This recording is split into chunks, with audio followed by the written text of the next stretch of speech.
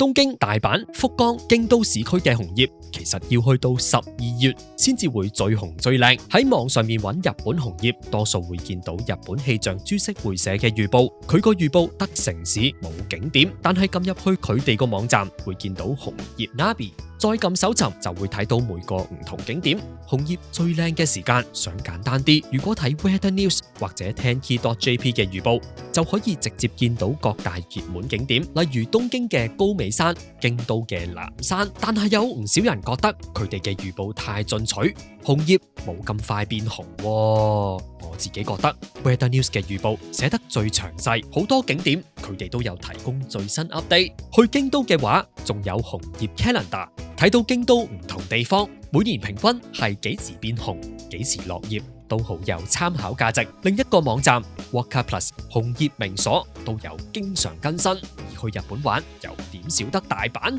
廢青整咗條片，將你要知嘅景點分門別類，再介紹埋遊客會用到嘅 pass。去日本玩唔使自己做功課，即刻去 YouTube 睇片啦！